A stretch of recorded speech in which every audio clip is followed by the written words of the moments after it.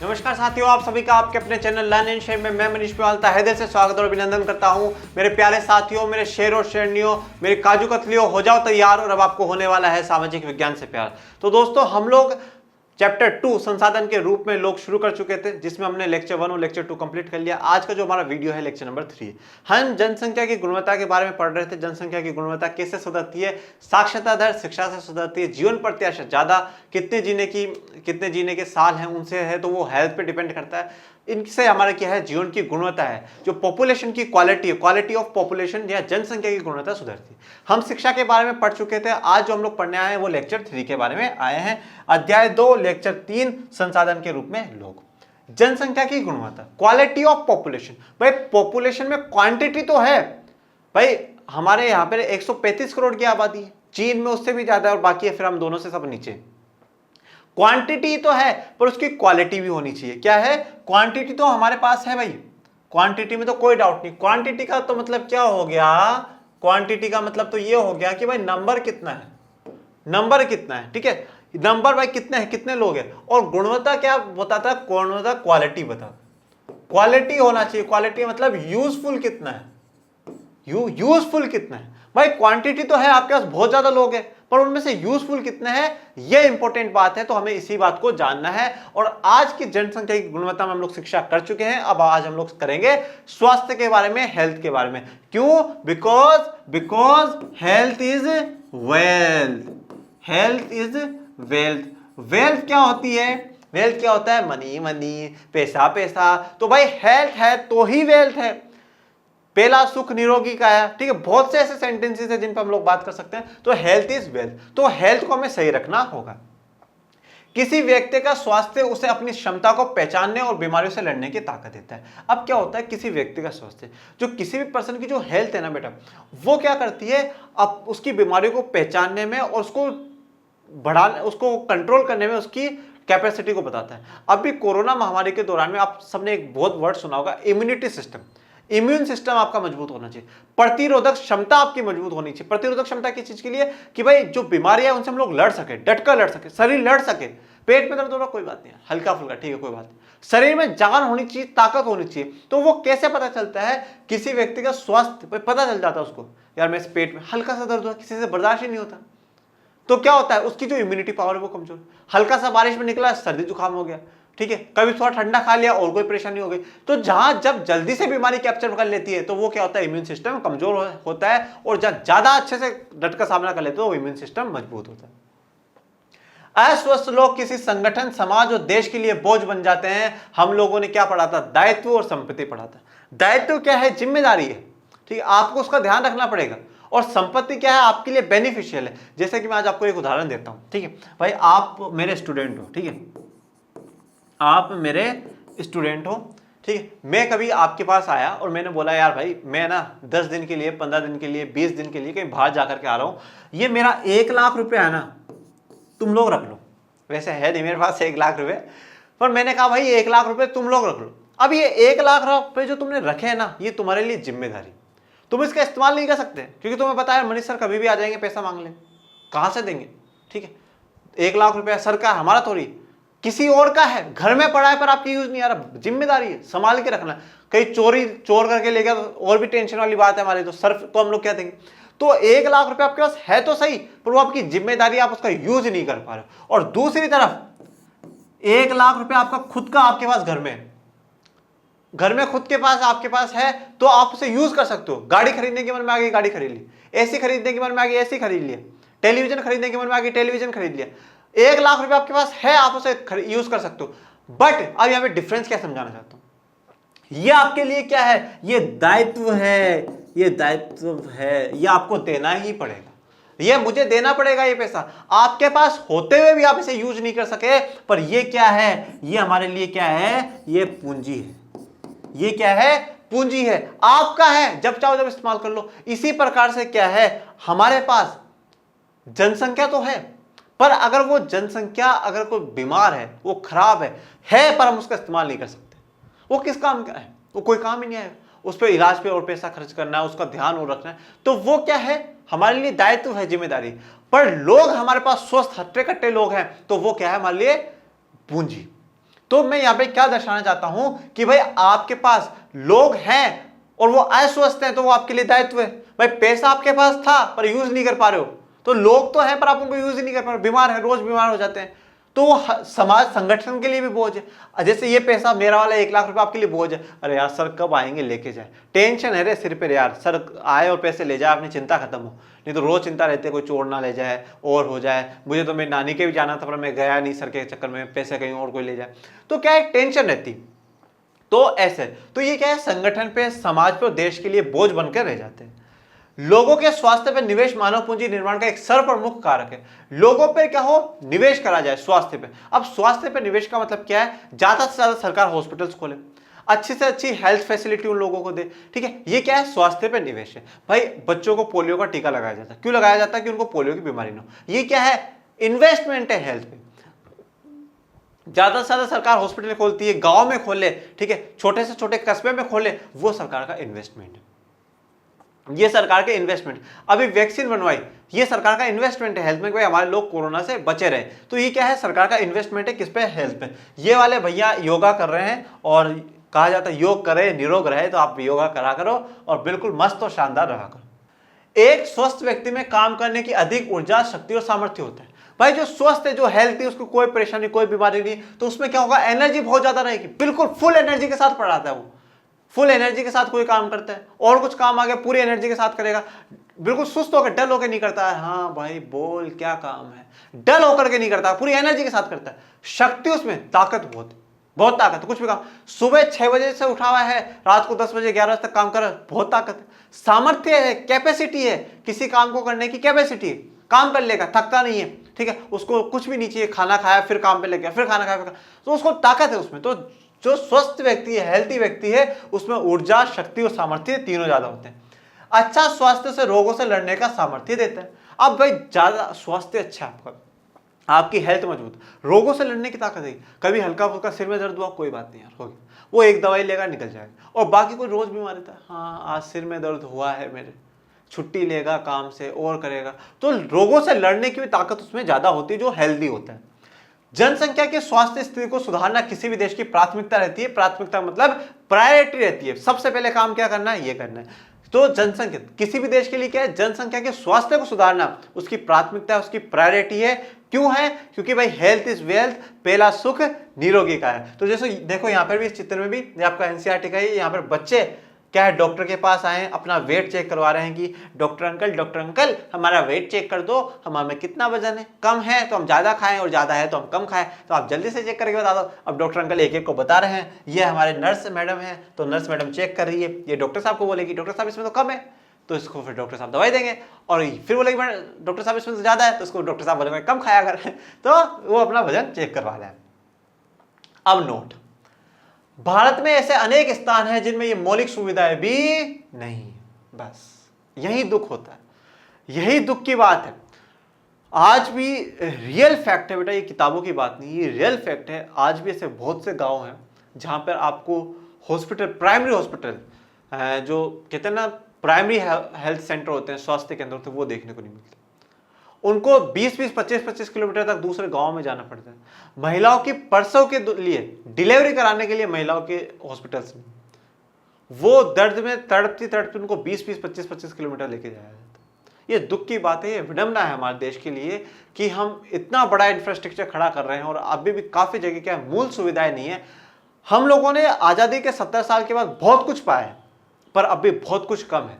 अब उसको कैसे पूरा करेंगे, आप लोग जल्दी से पढ़ो, अच्छी जगह पहुंचो और अच्छे अच्छे काम करो। जो ये है ना, आने वाले समय में हम लोगों को ये चीजें नहीं पढ़ानी पड़ेगी यार आज देश में उस जगह हॉस्पिटल नहीं है, ठीक है, तो आप अच्छी जगह पहुंचिए।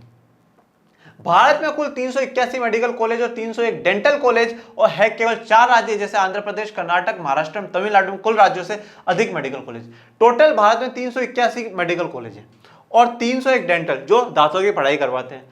4 राज्य आंध्र प्रदेश, कर्नाटक, महाराष्ट्र, तमिलनाडु, इन 4 में जितने भी राज्यों में उनसे ज्यादा तो इनमें है, इन 4 में। पर क्या है, ये पुराने डाटा है, शायद 11-12 के, 16-17 के आपकी किताब के, पर अभी 8% 542 मेडिकल कॉलेज 2020 के अनुसार भारत में पाए गए हैं। मानव को अधिक शिक्षा तथा स्वास्थ्य द्वारा विकसित किया जाता है और मानव पूंजी का निर्माण किया जाता है। तो मानव को क्या है, अच्छी से अच्छी शिक्षा दी जाए और अच्छे से अच्छा उसे स्वास्थ्य हेल्थ फैसिलिटी दी जाए, तो उसका क्या होता है माय डियर स्टूडेंट्स, वो मानव पूंजी बन जाता है। वो दायित्व नहीं है फिर आपके लिए, वो बोझ नहीं है आपके लिए, वो आपके लिए क्या है, पूंजी बन जाता है। अब ये देखो, ये मैडम, इन मैडम को कहा भाई मैडम काम कर दो, इन्होंने तो बोल दिया नहीं नहीं मेरा सिर में दर्द हो रहा है, ऐसा मत करो, सिर में दर्द हो रहा है। तो हमने बोला दवाई वाई लो, जाओ घर जाओ आराम करो। तो अब इनको आराम करने के लिए हमने भेज दिया, पर इनकी हेल्थ अभी ठीक नहीं, तो हेल्थ ठीक होनी चाहिए। ये आपकी एनसीईआरटी में एक टेबल दिखाई गई, इस टेबल पर एक चर्चा कर लेते हैं छोटी सी, और इस चर्चा को हम लोग समझेंगे कि चर्चा क्या कहना चाहता है। यहां 2013, 14, 15, 16, 17, ठीक है। सबसे पहले उपकेंद्र, प्राथमिक स्वास्थ्य केंद्र, सामुदायिक स्वास्थ्य केंद्र। इसका मतलब क्या है भाई, जो प्राइमरी हेल्थ सेंटर्स है, जहां पे क्या है छोटी मोटी हेल्थ की आपको फैसिलिटी मिल जाए, वो है प्राइमरी हेल्थ सेंटर्स। 2013 में कितने थे, 1 लाख थे, 1,81,000 थे। 2014 में 1,82,000 हुए, 2015 में 1,84,000, 16 में 1,85,000 और 17 में 1,87,000। मतलब आपको क्या है, यहाँ पर मूवमेंट जो हुआ है वो अपवर्ड ही हुआ है। समय के साथ प्राइमरी हेल्थ सेंटर सरकार ने बढ़ाए हैं। औषधालय तथा अस्पताल, भाई कोई आयुर्वेद का औषधालय है, ठीक है, आयुर्वेद जो जड़ी बूटियों की दवाई दी जाती है उसका खोला हो, और कोई अस्पताल सरकार ने खोलो। 2013 में 29,274, फिर 29,715, 29,957, 30,044 और 31,641, ये भी अपवर्ड हुआ है, ठीक है। पर आज के मौजूदा दौरान में मतलब अप्रोक्सीमेट 69,000, कितना है, 69,000 के अराउंड हॉस्पिटल्स हमारे भारत में देखे जाते हैं, बहुत अच्छी बात है।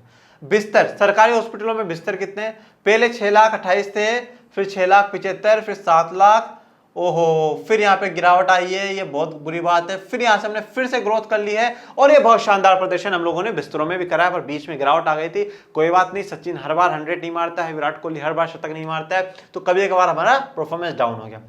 भारतीय चिकित्सा परिषद, इंडियन मेडिकल एसोसिएशन में जो पंजीकृत रजिस्टर्ड डॉक्टर है, कितने डॉक्टर्स हैं वो देखो, पहले 45,000 थे, ओहो तगड़ी छलांग, 33,000, यहाँ पे सॉरी गिरावट आ चुकी है, और यहां से फिर 20,000, फिर और गिरावट, फिर बढ़ोतरी और फिर गिरावट। हो डॉक्टर्स में बहुत कमी की बात है, पर ये डेटा थोड़े पुराने हैं तो इस पे हम लोगों को कम विश्वास करना चाहिए। पर अप डाउन चलता रहा है, यहाँ पे परफॉर्मेंस बिल्कुल भी अच्छा नहीं रहा है। अब आगे बढ़ते हैं, आगे नर्सिंग कर्मी बैटिंग करने आ चुके हैं। और नर्सिंग कर्मी कौन होते हैं, जो आपकी सुई लगाते थे, आप जाते हो बोलते सिस्टर सुई लगा दो, इंजेक्शन लगा दो, वो नर्सिंग कर्मी होते हैं। वो पहले 23 लाख थे, ये अच्छा परफॉर्मेंस कर रहे हैं, फिर 26 लाख हुए, 26 लाख से 49, यहाँ पर भी बढ़ोतरी 27,78,000 और 28 लाख के साथ तगड़ी बढ़ोतरी कर चुकी है नर्सिंग कर्मियां। और शानदार प्रदर्शन के साथ हम ये कह सकते हैं कि हमारी सुविधाएं बहुत अच्छी हैं, परंतु इनको और प्रैक्टिस करने की जरूरत है, मतलब और सुधार करने की क्या है, जरूरत है, और भी हॉस्पिटल्स हमारे देश में होने चाहिए। अब उसके बाद आते हैं भैया बेरोजगारी पे। बेरोजगारी का मतलब क्या है, काम नहीं मिल रहा है, काम ही नहीं मिल रहा। अब देखो हमने क्या बोला, भाई शिक्षा मिलनी चाहिए, स्वास्थ्य मिलना चाहिए, ठीक है। पर क्या होता है, कहीं कहीं क्या है, सरकारी व्यवस्था नहीं है, कहीं पे सरकारी स्कूल्स नहीं है, कहीं पे सरकारी हॉस्पिटल नहीं है, तो हमें प्राइवेट करना पड़ रहा है। अब प्राइवेट करने के लिए हमें पैसा चाहिए, इनकम चाहिए। इनकम कहां से आएगी भैया, इनकम आएगी रोजगार से, जब कुछ काम धंधा करूंगा। जब रोजगार ही नहीं है तो फिर सारी परेशानियों का तो प्रॉब्लम हो गया ना, सारी परेशानी की प्रॉब्लम है रोजगार। तो अगर रोजगार नहीं मिलेगा, अगला जो चैप्टर है हमारा निर्धनता, पॉवर्टी, वो तो बहुत इंपॉर्टेंट है। तो वहाँ इंपॉर्टेंट ये बात है कि इनकम हमारे पास होनी चाहिए। तो पहली बात तो बेरोजगारी की एक डेफिनेशन समझ लेते हैं। बेरोजगारी उस समय विद्वान की जाती है, विद्वान मतलब उस समय कही जाती है, एक समय है, कौन से समय पे कही जाती है, जब प्रचलित मजदूरी की दर पर काम करने के इच्छुक लोग रोजगार नहीं पा सके। मतलब क्या है, मैं काम करना चाहता हूं पर मुझे रोजगार नहीं मिल रहा, मैं काम करना चाहता हूं पर मुझे काम नहीं मिल रहा है, ठीक है। मैं कहीं गया, मैंने बोला भैया काम दे दो, बोले नहीं है। मैंने बोला भैया काम दे दो, बोले नहीं है। अरे भैया काम दे दो, अरे काम नहीं है, क्यों सिर खाने आ जाता है रोज की रोज। तो काम करना चाहता है पर रोजगार नहीं मिलता है, उस समय बेरोजगारी कहेंगे। पर मैं घर पे बैठा बैठा सोचूं मेरे लिए रोजगार आ जाए, मेरे लिए रोजगार आ जाए, मैं काम करना ही नहीं चाहता। जब भाई मैं काम ही नहीं करना चाहता तो फिर मैं बेरोजगार कैसा। तो जो काम करना चाहता है, जो इच्छुक है पर उन्हें काम नहीं मिल रहा है, वही बेरोजगार है। बेरोजगारी वह अवस्था है जिसमें लोग रोजगार के अभाव में घूमते रहते हैं जबकि वे कार्य करने के इच्छुक है। रोजगार के अभाव में, रोजगार के अभाव के मतलब रोजगार नहीं है उनके, रोजगार की कमी में घूमते रहते हैं, जाते हैं रोज। भैया काम दे दो, काम दे दो, सबसे काम मांगते हैं, पर उनको काम नहीं मिल रहा है, पर वो काम करने के लिए इच्छुक है, काम करना चाहते हैं। ये देखो भैया, जब काम नहीं मिला तो जेब खाली, और ये भैया ने तो दिखा दिया भैया मेरे पास तो कुछ भी नहीं है, जेब खाली है, और हाथ जोड़ दिया, कुछ भी नहीं है, हमें तो रोजगार दिला दो, काम दिला दो। ये बात ये कहना चाहते हैं। नोट, श्रम बल जनसंख्या में वे लोग शामिल किए जाते हैं जिनकी उम्र 15 वर्ष से 59 वर्ष के बीच की है। श्रम मतलब लेबर, जो लेबर, जो काम करने वाली जनसंख्या है वो 15 से 59 वर्ष है। अब आज आप 13 साल के हो, 14 साल के हो, आप बोलो यार सर काम तो मैं भी करना चाहता हूं पर मुझे काम नहीं मिल रहा, मैं बेरोजगार हूं। नहीं भैया, आपको हमने करने वालों में नहीं इंक्लूड करा है। आप बच्चे हो, आपसे काम नहीं कराएंगे हम लोग, आप बच्चे हो, आपसे काम नहीं कराएंगे। काम करने की उम्र कौन सी है? 15 से लेकर 59, 15 टू 59, 15 टू 59 की उम्र। आपके दादाजी 65 साल के हो गए, बोले भैया मैं काम करना चाहता हूँ, काम नहीं मिल रहा। अरे दादाजी अब आप आराम करो, आपके काम करने की उम्र थोड़ी है। काम करने की उम्र कौन सी है? हम जैसे लोगों की, जो 15 से 59 के बीच में। हम जैसे लोग, इस उम्र के बीच के लोग काम करना चाहते हैं पर मिलता नहीं है, तब वो क्या है? बेरोजगारी कहलाती है। पर 13 साल का बच्चा काम करना चाहता है और वो उसको रोजगार नहीं मिल रहा, वो बेरोजगारी नहीं है, हमने उसको काउंट नहीं करा है। 59 साल से ऊपर का आदमी काम करना चाहता है पर उसे काम नहीं मिल रहा, हमने उसे काउंट नहीं करा। सिर्फ और सिर्फ इस वर्ग में जो लोग काम करना चाहते हैं पर काम नहीं मिलता, वही बेरोजगार होगा। अब बेरोजगारी ग्रामीण क्षेत्रों में, ग्रामीण क्षेत्रों में 2 प्रकार की होती है, एक मौसमी बेरोजगारी और एक परछन बेरोजगारी। इनको अभी डिटेल में हम लोग पढ़ेंगे। फिर है नगरीय क्षेत्रों में, नगरों में, शहर में, कस्बों में शिक्षित बेरोजगारी। ठीक है, ये भैया क्या है? फसल काट रहे थे, तो फसल काटते काटते हम लोग क्या बीच में कैमरा लेकर पहुंच गए और हमने बोल दिया भैया रुको रुको रुको, एक बार इधर देखो, हमें आपकी एक फोटो लेनी है। तो इनकी फोटो लेकर हम लोग आ गए। अब ये फिर वापस काम करने लग गए होंगे। बहुत मेहनती इंसान है, बहुत अच्छी बात है। अब आगे बढ़ते हैं। ग्रामीण क्षेत्रों में सबसे पहले मौसमी बेरोजगारी। जब वर्ष के कुछ महीनों में रोजगार प्राप्त नहीं कर पाते हैं, उसे मौसमी बेरोजगारी कहा जाता है। ठीक है भाई, कुछ मौसम, कुछ महीनों में क्या है? आपको रोजगार नहीं मिले। जैसे कि हमने पालमपुर गांव की कहानी में पढ़ा था, क्या हो रहा है? बुआई के समय रोजगार है पर कटाई के समय रोजगार नहीं। ठीक है, फिर क्या है भाई? एक सीजन में काम मिल गया, दूसरे में नहीं मिल रहा। ठीक है, आलू की खेती में काम है पर गेहूं की खेती के लिए काम नहीं है। ठीक है, तो मौसमी रोजगार है। कभी जब कुछ किसी मौसम में किसी समय उनको काम मिल जाता है, 1-2 महीने मिल जाएगा, फिर 1-2 महीने नहीं मिलेगा, फिर 1-2 महीने मिल जाएगा, फिर 1-2 महीने नहीं मिलेगा, तो मतलब उनको कंटिन्यूसली काम नहीं मिलता, उसे मौसमी बेरोजगारी कहा जाता है। दूसरी है परछन बेरोजगारी, बहुत इंपॉर्टेंट है। कई बार एक ही कार्य या नौकरी में एक से ज्यादा व्यक्ति कार्यरत होते हैं, जबकि उस कार्य विशेष में इतने व्यक्ति की आवश्यकता नहीं होती है। इस स्थिति को परछन बेरोजगारी कहते हैं। अब बहुत ध्यान से इस चीज को समझना। देखो क्या होता है, जैसे मान लो ये खेत है, खेत बहुत छोटा है। कितना है? बहुत ही छोटा खेत है। अब उसमें क्या है? जो फैमिली है, जो परिवार के लोग हैं, वो 10 लोग हैं। कितने हैं? 10 लोग हैं। 10 एडल्ट है, एडल्ट का मतलब 18 साल से ऊपर है। ठीक है, तो सब 15 से 59 के बीच के लोग हैं। अब ये 10 के 10 लोग क्या है? इस खेत पर काम करते हैं। इस खेत पर क्या करते हैं? काम करते हैं। पर इस खेत इतना छोटा है कि इस पर जरूरत सिर्फ 5 लोगों की। कितनों की है? 5 लोगों की। काम कितने कर रहे हैं? 10 लोग कर रहे हैं। अगर इसमें से हम 5 लोगों को बाहर भी कर देना तो भी कोई फर्क नहीं पड़ेगा। अभी इनको क्या है? चल तू घर पे बैठा कुछ ही नहीं कर रहा, चल तो खेत से थोड़ा बहुत काम करा दे, छोटा मोटा काम करा दे, पानी पकड़ा देगा, कभी बीच में पानी दे देगा, किसी बीज को बो दिया तो कर दिया और कर दिया। पर इनमें से हम 5 को बाहर भी कर देंगे ना तो भी फर्क नहीं पड़ेगा। तो ये 5 जो एक्स्ट्रा में बैठे हुए हैं, यहाँ पे जो 5 एक्स्ट्रा में बैठे हुए हैं, वो 5 क्या है? बेरोजगारी तो है। उनको तो कोई काम धंधा नहीं है, दूसरा काम नहीं मिल रहा है, इसलिए वो तो खेत में मदद करा रहे हैं। जरूरत तो इस खेत पे सिर्फ 5 लोगों की है। ये 5 तो बेरोजगारी तो है, पर सरकार की नजर में तो क्या है कि भाई हाँ ये खेती कर रहे हैं तो ये क्या है? रोजगार का काम कर रहे हैं, पर ये सच में तो बेरोजगार है। तो परछन बेरोजगारी क्या होता है? जब जरूरत कम की है पर फिर भी वहां पे ज्यादा लोग काम कर रहे हैं, तो वो परछन बेरोजगारी कही जाती है। इंग्लिश में से डिस्गाइज्ड अनएम्प्लॉयमेंट कहा जाता है। नगरीय क्षेत्रों में शिक्षित बेरोजगारी, मैट्रिक, स्नातक और स्नातकोत्तर डिग्रीधारी अनेक युवक रोजगार पाने में असमर्थ। मैट्रिक भाई आपने 10वीं पास कर ली, ठीक है, स्नातक आप 15वीं तक पास हो गए और स्नातकोत्तर आप 17वीं तक पास हो गए। ठीक है, इसे मैट्रिक, इसे इंग्लिश में पोस्ट अंडर ग्रेजुएशन और इसे पोस्ट ग्रेजुएशन, ठीक है, यूजी और पीजी कहा जाता है। ठीक है, तो अब इतना पढ़ने के बावजूद भी लोगों को क्या है? रोजगार नहीं मिल रहा है। शिक्षित मतलब पढ़े लिखे लोगों के पास रोजगार नहीं है। एक और तकनीकी अर्हता प्राप्त लोगों के लिए बीच बेरोजगारी है, तो दूसरी ओर आर्थिक संवृद्धि के लिए आवश्यक तकनीकी कौशल की कमी भी है। देखो अब क्या है? एक और टेक्नोलॉजी जिन लोगों के पास है, तकनीकी अर्हता प्राप्त, जिन्होंने टेक्नोलॉजी ले रखी है, उन लोगों के पास जो कमी, उनके बीच में बेरोजगारी है। और एक तरफ हम लोग कहते हैं आर्थिक संवृद्धि के लिए, हमारे भारत की आर्थिक संवृद्धि का मतलब क्या होता है? बढ़ोतरी होना, बढ़त होना। आर्थिक संवृद्धि का मतलब क्या है? जीडीपी में बढ़त होना। तो जीडीपी में बढ़त कब होगी? जब हम ज्यादा से ज्यादा उत्पादन करेंगे वस्तुओं का और सेवाओं का। और वो कैसे ज्यादा से ज्यादा होगा? जब अच्छी टेक्नोलॉजी की। तो टेक्नोलॉजी वाले लोग तो बेरोजगार बैठे हैं और एक तरफ हम कह रहे हैं हमें टेक्नोलॉजी चाहिए। तो यहाँ पे देखो इसको बहुत, ये भैया खड़े हैं बीच में, आपको ये तो नहीं दिख रहे होंगे। I can't get a job because I have no experience. मुझे काम नहीं मिल रहा है क्योंकि मेरे पास कोई अनुभव नहीं है। शिक्षित लोगों के साथ जो कार्य करने में इच्छुक हैं और सार्थक रोजगार प्राप्त करने में समर्थ नहीं है, ये एक बड़ा सामाजिक अपव्यय है। अब जो शिक्षित लोग हैं जो काम करना चाहते हैं पर उन्हें रोजगार नहीं मिल रहा, ये समाज के लिए क्या है? अपव्यय है, समाज के लिए विडंबना है, परेशानी है ये। ठीक है, क्या है? समाज के लिए परेशानी है। क्यों? क्योंकि ये समाज पे बोझ बनकर रह रहे हैं। बेरोजगारी से आर्थिक बोझ में वृद्धि होती है। भाई आर्थिक बोझ, भाई अब जो 10 लोग थे उसमें से 5 ही काम करने लायक थे, 5 तो बेरोजगारी एक तरीके से है, तो वो तो बोझ ही बन के बैठे। पर वो 5 लोग बाहर जाकर के काम करें तो फायदा होगा या नहीं होगा? और जो शहरों में है, शिक्षित है, पढ़ा लिखा होने के बावजूद भी काम नहीं मिल रहा, तो फिर वो तो दुख की बात है भैया। कार्यरत जनसंख्या पे बेरोजगारी की निर्भरता बढ़ती है। अब क्या है? जो लोग काम कर रहे हैं, जो कार्य कर रहे हैं, जो जनसंख्या, उन पे क्या होगा? बोझ बढ़ेगा। जैसे आप मान लो कि भाई 100 लोग पूरे एक देश में है, ठीक है, कार्यरत, कौन से? 15 से 59 के बीच वाले, 15 से 59 के वाले 100 लोग हैं। इन 100 में से क्या है? काम सिर्फ 60 लोग ही कर रहे हैं। ठीक है, 60 लोग ये काम कर रहे हैं, यही सरकार को टैक्स दे रहे हैं। तो जो सरकार को टैक्स है 60 लोगों का, ज्यादा खा पी तो ये सबके सब सो ही रहे ना, खा तो सबके सब सो ही रहे। तो जो ये 40 का बोझ है वो भी इन पे किन पे आ गया? 60 वालों पे आ गया। कार्यरत जो काम कर रहे हैं उस जनसंख्या पे बोझ बढ़ जाता है।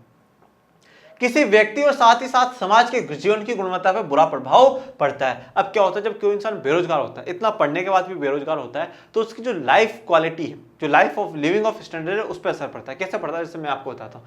जैसे मान लो एक आपके गाँव में, आपके शहर में कोई भैया है, वो बहुत अच्छी जॉब करते हैं, 50,000 1 लाख रुपए महीने का कमा रहे, तो वो क्या बोलेंगे गाँव शहर वाले? यार देखो देखो ये फलाने का लड़का ना, यार ये उस कंपनी में काम करता है, 1 लाख रुपए कमाता है, इज्जत होगी उसकी समाज में। हाँ भैया और बताओ क्या हाल चाल है आपके, कैसे हो भैया, और भैया आपकी जॉब कैसी चल रही है, कैसे चल रहा है? मतलब क्या होगा? उसकी लिविंग ऑफ स्टैंडर्ड ही सुधर जाएगा। लोग उसकी समाज में इज्जत करेंगे, बहुत अच्छा है, ऐसा है वैसा। वो घर में अच्छे काम करेगा, ऐसी लगवाएगा, कंप्यूटर खरीदेगा, बड़े बड़े चीजें खरीदेगा। और एक दूसरी तरफ क्या? बेरोजगार। अरे यार तेरी, इतना पढ़ने के बाद भी इसने बहुत बड़ी बड़ी बातें करता था यार, ओहो भाई मैं इतना इंटेलिजेंट हूं, मैं ये करूंगा, मैं वो करूंगा, और आज इसको एक छोटा सा रोजगार नहीं मिल रहा। उसकी लिविंग ऑफ स्टैंडर्ड है जो लाइफ की है वो गिर जाता है, उसका आत्मसम्मान गिर जाता है। समाज पर असर कैसे पड़ता है? समाज पर असर पड़ता है ऐसे, जैसे आज किसी के घर में बच्चा है, वो बोलेगा देखो बेटा, वो उनकी लड़की है ना, वो दीदी है, उनके पास जाके पूछ के, वो महीने के 1 लाख रुपए कमा रही, क्या काम करती है, कैसे जॉब करती है, इस जॉब में कितना स्कोप है, आप उनसे जाके एडवाइस लेकर आओ। ठीक है, तो उससे समाज पे भी असर पड़ता है, समाज को भी अच्छे लोग देखने को मिलते हैं। ये भैया बता रहे हैं भाई देख लो इतनी डिग्रियां ले ली है, इधर स्कूल की है, उधर कॉलेजों की, उसके अलावा एक्स्ट्रा तो बहुत है, पर फिर भी नो एम्प्लॉयमेंट, हमारे पास रोजगार नहीं है।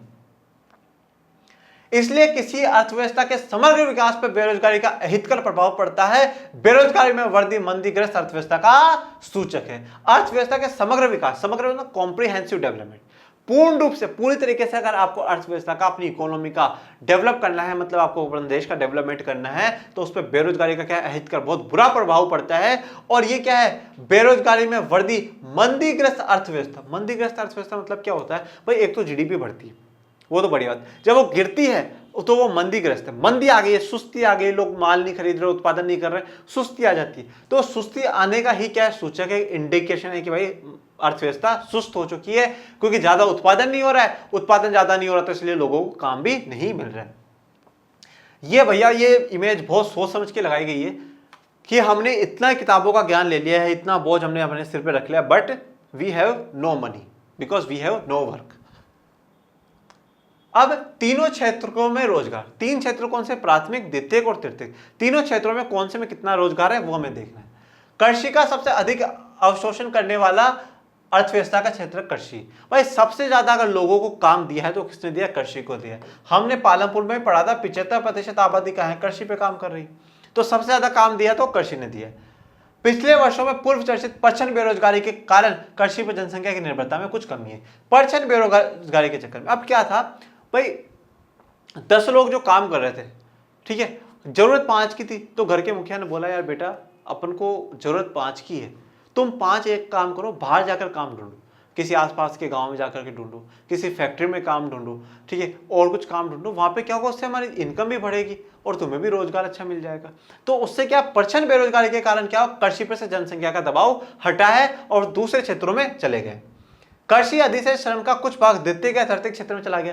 तो अब जो यहां से हटा है वो या तो सेकेंडरी सेक्टर में, द्वितीय क्षेत्र में चला गया, किसी फैक्ट्री में चला गया, लोडिंग अनलोडिंग का ही काम करवा दिया, ठीक है, कोई मशीन चलाने का ही काम करवा दिया। तृतीय क्षेत्र में एक टेम्पो चलाने लग गया, किसी की बस चलाने लग गया, कंडक्टर बन गया, ठीक है, तो ये सारे काम करने लग जाते हैं। द्वितीय क्षेत्र में छोटे पैमाने पर वाले विनिर्माण श्रम का सबसे अधिक अभिशोषण है। देखो अब क्या हो रहा है, छोटे लेवल पे, स्मॉल लेवल पे मैन्युफैक्चरिंग हो रही है। मैंने आपको क्या बोला था, पालमपुर में छोटे लेवल पे हो रहा है विनिर्माण। घर में कोई लेडीज है, वो घर में काम कर लेती है, ठीक है, कोई घर में काम कर लिया, उससे काम हो गया। कोई किसी को टेडी बियर बनाने आते हैं, वो बना लिए। डोरमेट बनाने आते हैं, घर पे छोटा मोटा मैन्युफैक्चरिंग का काम कर लेते हैं, उसी में क्या ज्यादा लोग इन्वॉल्व है। तृतीय क्षेत्र में जैव प्रौद्योगिकी और सूचना प्रौद्योगिकी आदि सरीखी विभिन्न नई सेवाएं सामने आ रही। जैव प्रौद्योगिकी मतलब बायोटेक्नोलॉजी, ठीक है, ह्यूमन बॉडी से रिलेटेड जो भी टेक्नोलॉजी आ रही है उनसे रिलेटेड काम में है। और सूचना प्रौद्योगिकी इंफॉर्मेशन टेक्नोलॉजी, कंप्यूटर है और है, इन सब में भी लोग अब अपना फ्यूचर बना रहे हैं, करियर बना रहे हैं। ये वाले भैया देखो एक अच्छे से बिल्कुल ड्रेस वेस पहन के काम कर रहे हैं, ये सेकेंडरी सेक्टर का काम दिखाता है। अब आ जाते हैं अभ्यास करें और मजबूत बने। ये सवाल अब आपके लिए है, और जो भी सवाल मैंने आप लोगों को दिए हैं लास्ट के वीडियोस में और इसमें भी, स्टूडेंट्स जो हमने पढ़ा है उसी में से आपको आंसर लिखना है, ठीक है, उसी में से आपको आंसर लिखना होता है, इस बात चिंता ना करें। मानव पूंजी निर्माण में स्वास्थ्य की भूमिका लिखे उत्तर 3 निबंधों में। अरे भाई मानव पूंजी में स्वास्थ्य की क्या इंपॉर्टेंस है बता दो। बस स्वस्थ आदमी अच्छा काम करेगा, अच्छी ऊर्जा रहेगी, अच्छी शक्ति रहेगा, अच्छे सामर्थ्य रहेगा, बहुत सी बातें, बहुत कुछ बता सकते हैं हम लोग को। मानव पूंजी को बनाने में स्वास्थ्य और शिक्षा का क्या योगदान है, तो स्वास्थ्य वाला तो ऊपर वाले लिख देना, और शिक्षा के हम लोग लास्ट वीडियो में पढ़ चुके हैं। बेरोजगारी की परिभाषा दीजिए और इसके 2 प्रकारों को स्पष्ट कीजिए। तो परिभाषा, हम काम करना चाहते हैं पर काम नहीं मिल रहा, और 2 प्रकार, ग्रामीण क्षेत्र में कौन सी, नगरीय क्षेत्र में कौन सी, ग्रामीण में मौसमी और प्रचंड, और वहां पर शिक्षित बेरोजगारी।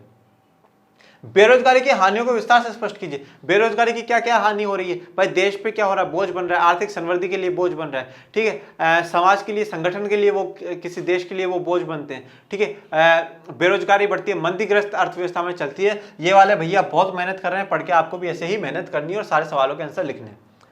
प्रचंड और मौसमी बेरोजगारी में क्या अंतर है, भैया आप बता देना बिल्कुल। शहरी क्षेत्र में शिक्षित बेरोजगारी के क्या कारण है, शिक्षित बेरोजगारी वहां पे क्यों हो रही है, क्योंकि वहां पे अच्छा एम्प्लॉयमेंट जनरेट नहीं हो रहा है, वहां पे ज्यादा फैक्ट्रियां नहीं है, ज्यादा। तृतीय क्षेत्र में क्या है, ऑप्शंस नहीं है, इस कारण ये प्रॉब्लम आ रही है। आपके विचार से भारत किस क्षेत्र में रोजगार के सर्वाधिक अवसर सृजित कर सकता है, आपको कौन सा लगता है कि सबसे ज्यादा किस क्षेत्र में अवेलेबल हो सकता है, प्राथमिक क्षेत्र में, द्वितीय क्षेत्र में, तृतीय क्षेत्र में, सबसे ज्यादा किस में हो सकता है, तो आपको ये बात बतानी। देखो प्राथमिक क्षेत्र से तो हम द्वितीय और तृतीय क्षेत्र पे आ चुके हैं, ठीक है, तो जब से ज्यादा किस में हो सकता है, सबसे ज्यादा तृतीय क्षेत्र में हो सकता है, क्योंकि उसमें आपके डॉक्टर, इंजीनियर, शिक्षक सब कुछ आ सकते हैं। तो सरकार क्या है, इन चीजों पे ज्यादा काम कर सकती है। किस पूंजी को आप सबसे अच्छा मानते हैं, भूमि, श्रम, भौतिक पूंजी या मानव पूंजी? किसको मानते हैं भाई, मानव पूंजी को मानते हैं, क्योंकि इसके बिना तीनों बेकार है। लास्ट, क्या आप शिक्षा प्रणाली में शिक्षित बेरोजगारी की समस्या दूर करने के लिए कुछ उपाय सुझा सकते हैं? तो इस शिक्षित प्रणाली के में हम लोग ये सुधार कर सकते हैं। एक तो क्या हो, शिक्षा पद्धति में हमारे क्या जाए, व्यवसायिक कोर्स जोड़े जाए, प्रोफेशनल कोर्स ऐसे जोड़े जाए जिससे क्या हो, बच्चा आगे जाके प्रोफेशनल कुछ काम कर सके। उसके अलावा क्या करा जाए, सरकार इन्हें लोन प्रोवाइड कराए जो अपना छोटा मोटा बिजनेस खोल सके, लो इंटरेस्ट रेट पे, कम इंटरेस्ट रेट ले, जिससे वो अपना बिजनेस कर सके और काम कर सके, ठीक है, छोटा मोटा। जैसे कोई महिला है, वो घर में 2-3 सिलाई मशीन खरीद के 2-3 जनों को रोजगार दे और अपना काम कर ले। कोई टीचर है, वो अपना इंस्टीट्यूट खोलना चाहता है, तो वो इंस्टीट्यूट खोल ले और 3-4 लोगों को क्या है, रोजगार दे दे। तो ये क्या है, इस प्रकार के क्वेश्चन थे। इसी के साथ आज हमारा ये लेक्चर और हमारा ये chapter my dear students is completed, वो पूरा कंप्लीट हो चुका है। अब हम लोग अगले वीडियो में आपको नए चैप्टर के साथ मिलेंगे। आप मुझे बताइएगा आपको आज का वीडियो कैसा लगा, और अच्छा लगा हो तो लिख दीजिएगा सर हो गया है हमें सामाजिक विज्ञान से प्यार। और घरों में रहें, सुरक्षित रहें, और आपके अपने परिवार को लाइक करें, शेयर करें, सब्सक्राइब करें। धन्यवाद।